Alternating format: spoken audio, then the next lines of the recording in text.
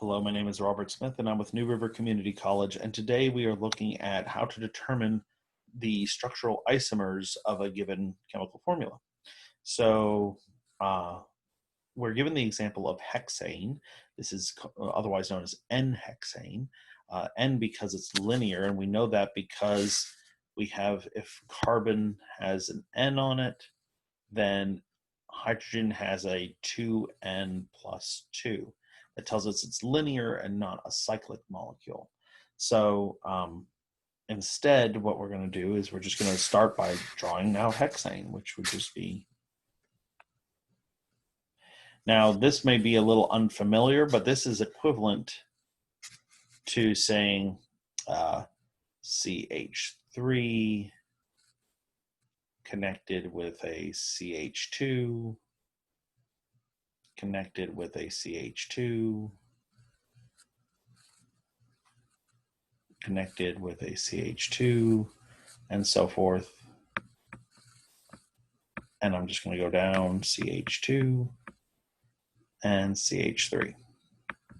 This could be linear. It's still linear even if you go around a corner like that. So this is equivalent to it.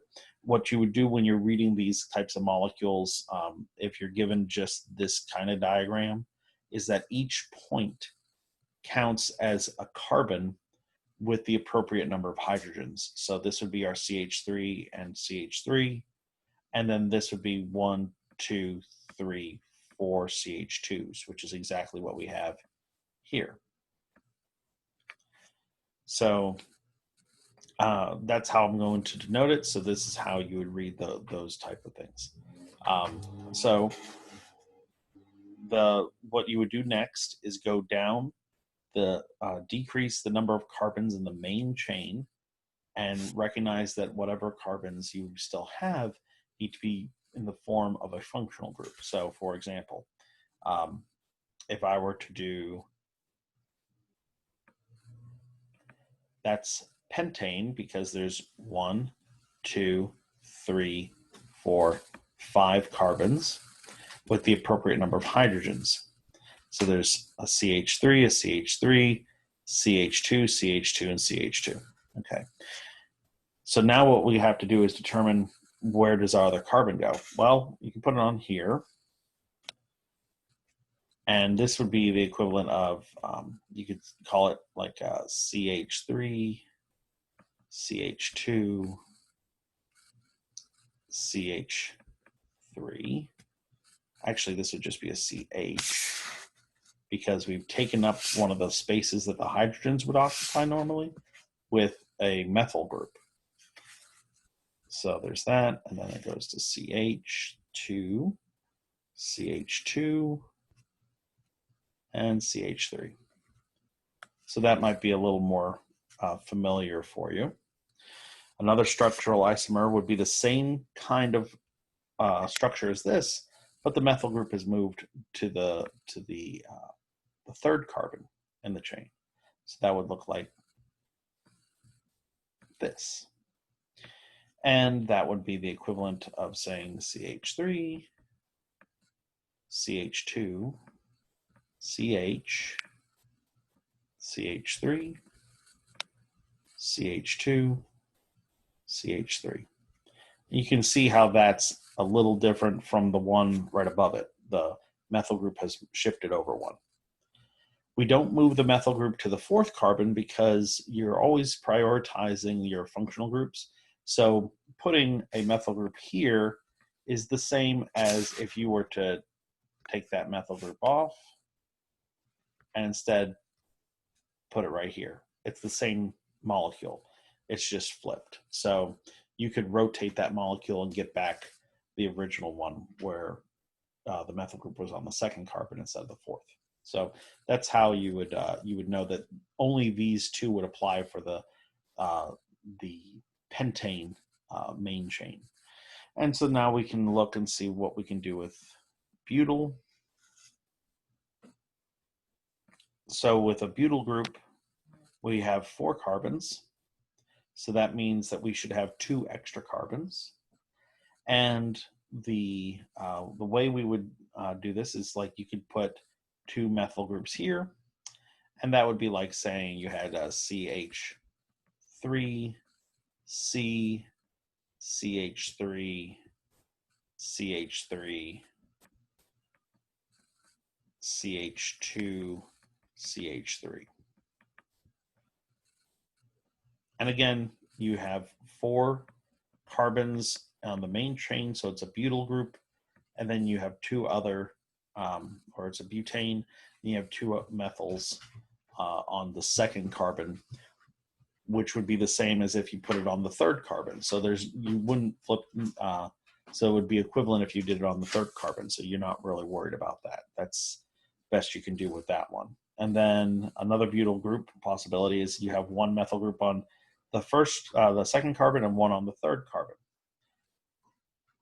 because that would be like CH3, CH2, CH3.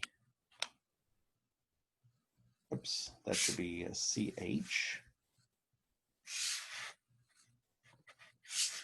And then CH, CH3, CH3.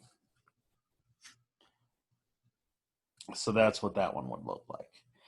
What you don't want to do is put the methyl groups on either ends, because if you do that, you're effectively just increasing the longest chain, right? So one of the common tricks would be, like let's say we were tempted to do butane with an ethyl group up here. Well, now it's no longer butane, right? It's got 1, 2, 3, 4, 5. It's a pentane. And this actually becomes 3-methyl pentane, which was one of our options right here. So we've recreated that molecule if you use an ethyl group. So this is why you don't put the functional groups on the ends, because it will increase the main group, main chain. And you also don't want to, you want to be aware of where you're putting your functional groups and what kinds of functional groups they are. Because if you're increasing your main chain, you might be redrawing the same molecule just a little differently, because again, this would end up being CH3, CH2, CH, CH3, CH2, CH3, which is exactly what we have over here. So you don't want to do double work on this. And similarly, that's why we don't go down to the propyl group, because if we did propyl group, we would have 4 other carbons to deal with instead of to get it back to hexane, or 3 other carbons to get to hexane. The only one that you could think of would be maybe you want another propyl group there, and if that's the case, then you've increased the chain length. If you put if you did a propyl group and decided to put a methane on each, well, now you don't have a propyl group, you have this structure yet again.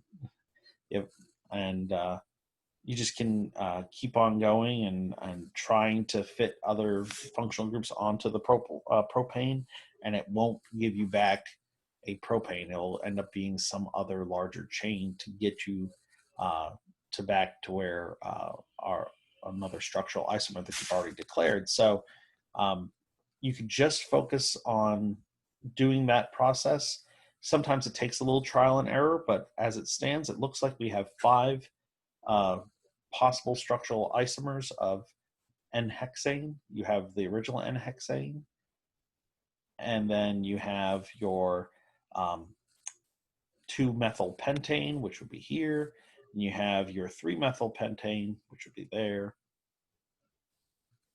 You have your 2,2-dimethyl butane here, and a 2,3-dimethyl butane there.